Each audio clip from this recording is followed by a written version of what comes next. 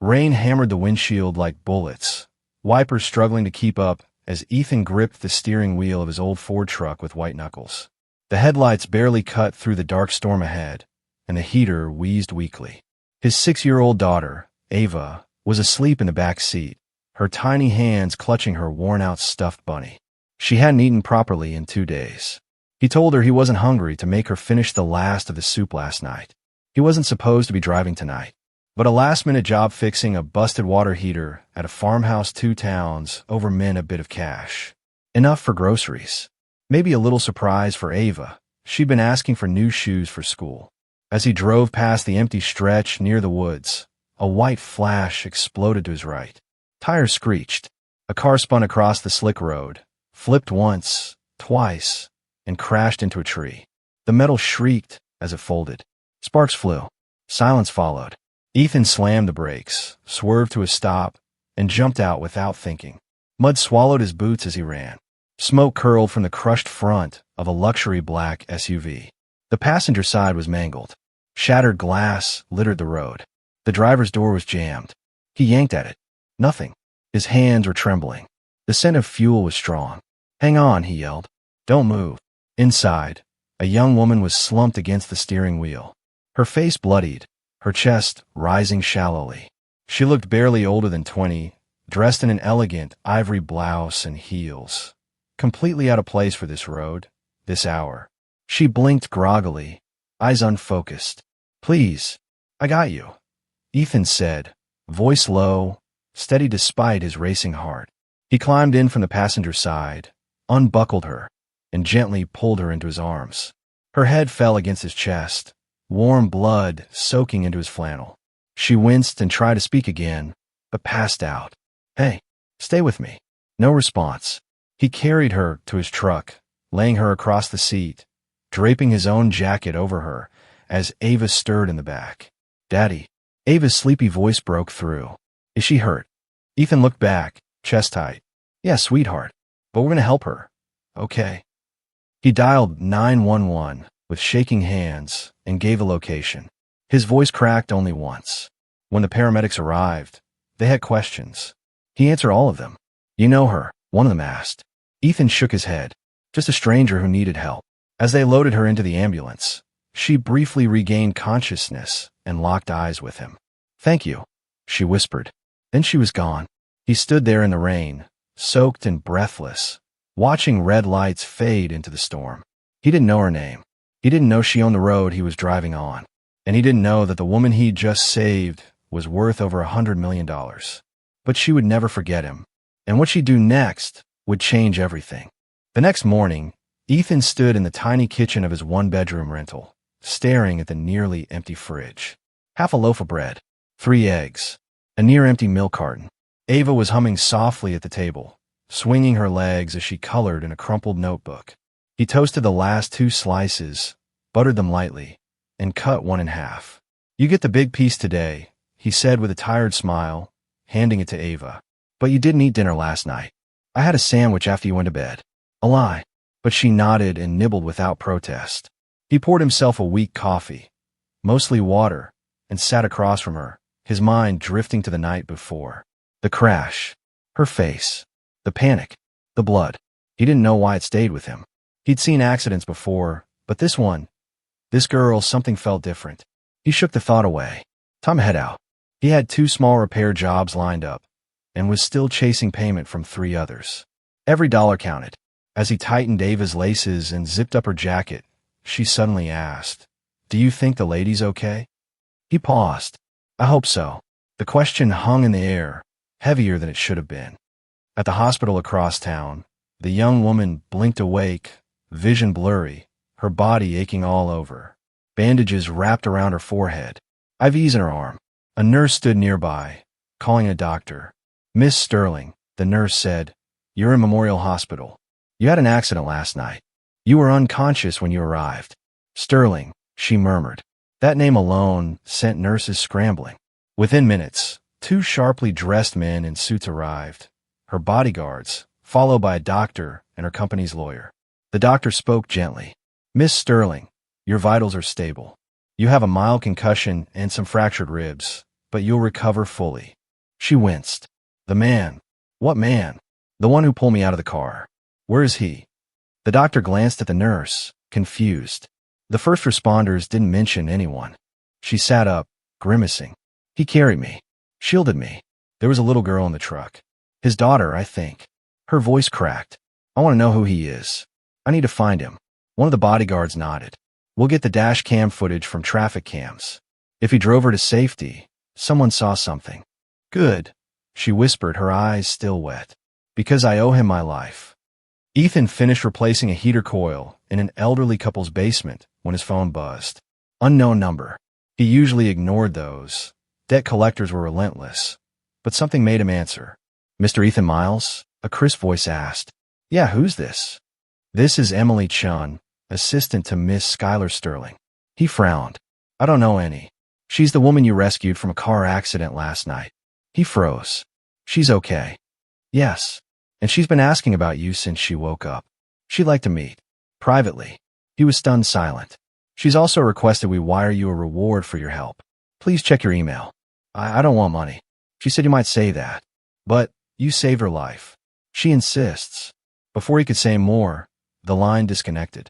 He looked down at his daughter playing with a rock in the dirt by his truck. Her jacket was too thin for the season. Her shoes had holes in the soles. He swallowed hard. That night, he opened the email hesitantly. $25,000. Transferred. Cleared. In his name. His hands shook. What kind of person does that? The kind of person he saved. But the story was just beginning. Because Skylar Sterling wasn't just any millionaire. She was the CEO of Sterling Enterprises, a media empire. And she didn't just want to thank him. She wanted to change his life. 3 days later, Ethan stood outside a sleek glass tower in downtown Denver, wearing the cleanest shirt he owned and jeans without patches. He borrowed his brother's old blazer, 2 sizes too large, just to look somewhat presentable. Ava gripped his hand, her eyes wide as she took in the shiny black cars and revolving doors. "This place looks like a castle," she whispered. He smiled nervously. "Let's just be polite, okay? We won't stay long." A sharply dressed woman approached, tablet in hand. "Mr. Miles?" "Miss Sterling is waiting." Ethan nodded, heart pounding, and followed her through marble floors and golden elevators until they reached the top floor. The view overlooked the entire city, clouds brushing against the windows. Then the doors opened again. She walked in. Skylar Sterling. No blood this time. No broken skin. Her hair was sleek, her eyes alive. She wore a pale blue suit and walked like she owned the world, because she did. But when she saw Ethan and Ava, her entire expression softened. "I wasn't sure you'd come," she said quietly. "I almost didn't," Ethan replied. "You didn't have to send money." She gave a slight smile. "I didn't send money. I sent gratitude." Skylar knelt in front of Ava, her tone gentle. "You were very brave that night." Ava looked shyly at her shoes. "I just sat in the truck." "You were brave to trust your dad. That's big." Skylar stood and turned to Ethan. "I'd like to offer you a job." His brows shot up. "I'm a handyman. I'm not qualified for whatever this is." "You are," she replied, eyes piercing. "You're honest. Calm under pressure. And I did some digging. You've never once taken shortcuts in your repairs.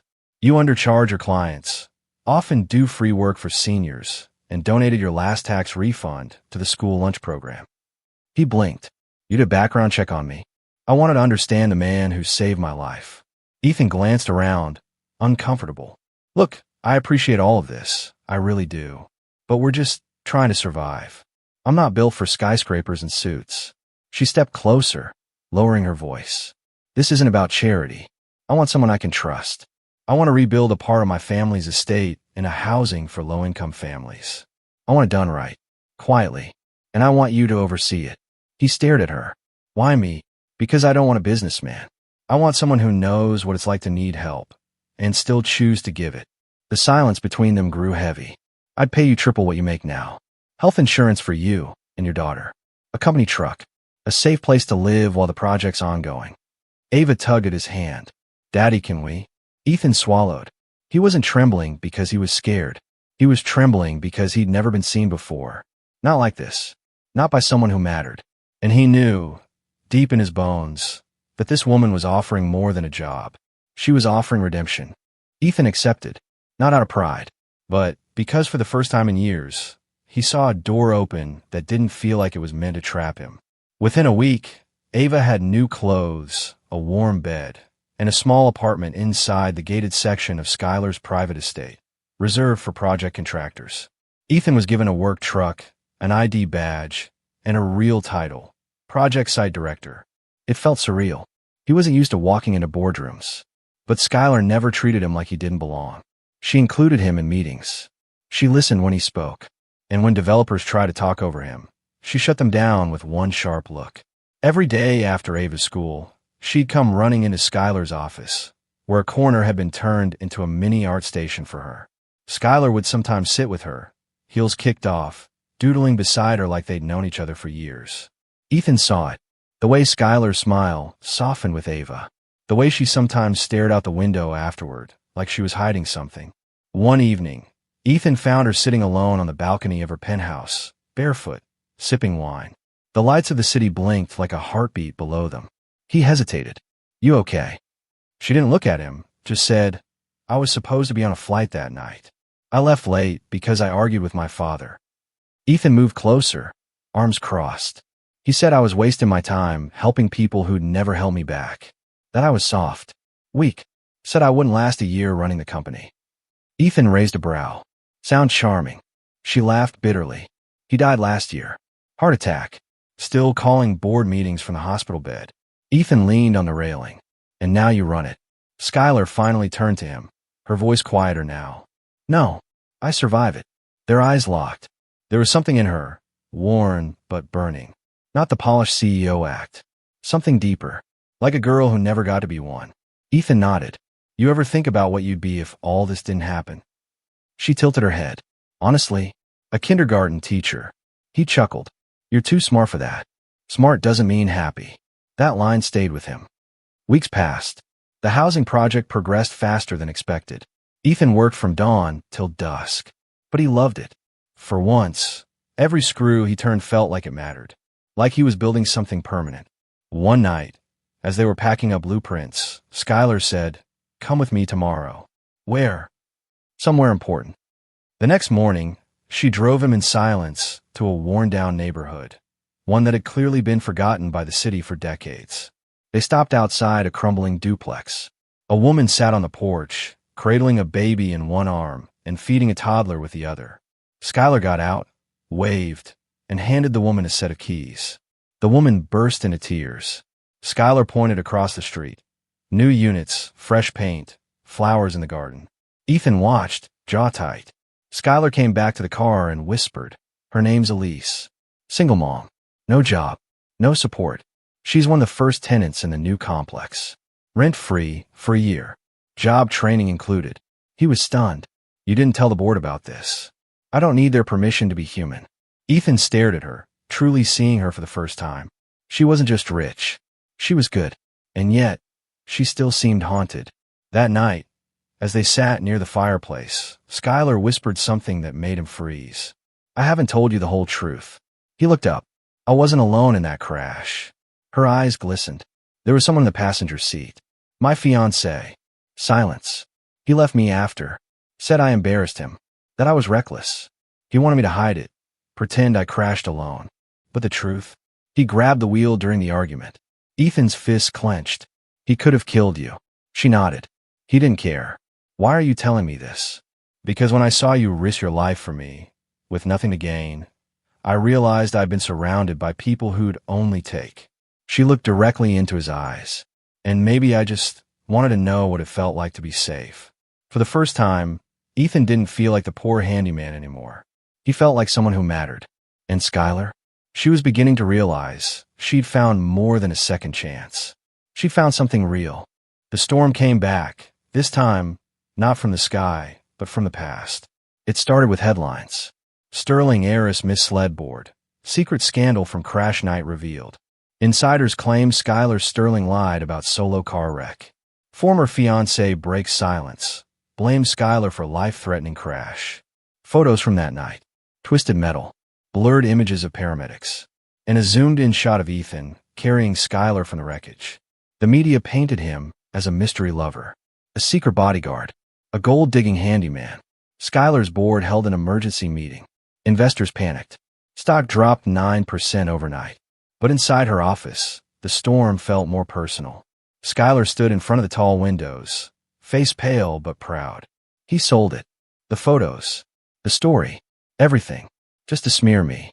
Ethan sat at the edge of her desk, fist balled. That's your ex. She nodded. I knew he'd come for me eventually. I just didn't think he'd drag you and Ava into it. Ethan stood. What are you going to do? Her voice cracked. They want me to step down. Then don't. She turned sharply. It's not that simple, Ethan. This company, this name, it was built on public image. My father's legacy. Even after his death, I've had to prove I belonged here. Ethan stepped closer. You don't need to prove anything. You already did. You built homes. You helped people. You gave my daughter a safe bed and shoes that fit. Her eyes welled. They think you're the scandal. That I fell for someone beneath me. He stared at her for a long, heavy second. Then he said, calmly, do you think that? She stepped forward slowly, her voice shaking. No, I think you're the only honest thing I've had in years. That night, Ethan went home and found Ava asleep with a crayon drawing in her hand. It was a picture of Skylar, him, and Ava, all holding hands in front of a little blue house. He tucked her in, heartful. Then he made a decision. The next morning, cameras swarmed the Sterling headquarters. Reporters flooded the sidewalk. Rumors spread about Skylar's resignation. But as the press conference began, something unexpected happened. Ethan walked to the podium first. No suit, just a clean shirt. Honest eyes. My name is Ethan Miles, he said in the mic, voice steady. And I'm not here to deny anything. I'm here to tell you the truth. He told them everything. How he found the wreck. How he pulled her out. How Skylar never once lied to him. How she gave shelter to the homeless. Hired veterans. Paid for school lunches. Built homes without headlines. She didn't save me because she had to. She saved me because that's who she is. He paused, glancing toward the front row where Skylar sat, silent tears streaming down her face. And if the world thinks she should step down for loving someone who wasn't born with money, then maybe the world needs to step down. The room erupted. Online, the video went viral. Hashtags trended. Hashtag Sterling Truth. Hashtag Skylar Stays. Hashtag Ethan Miles for President. Within 48 hours, Skylar's board backpedaled. Investors stabilized. And Skylar? She took Ethan's hand in front of the cameras, in front of the world, and smiled. Not like a CEO, but like a woman who had finally stopped running. 6 months later, the housing project finished ahead of schedule. Ava started at a private school with full scholarship. Skylar turned one of her downtown properties into a community center and asked Ethan to run it. One night, under soft garden lights behind the center, Skylar handed Ethan a box.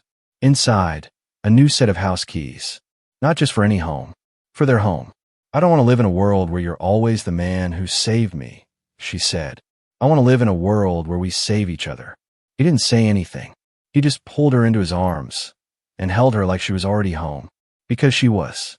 And as Ava giggled from the porch, calling them in for dinner, Ethan looked up at the sky and whispered, "Thank you for that storm, because sometimes the worst night of your life becomes the reason for everything that follows."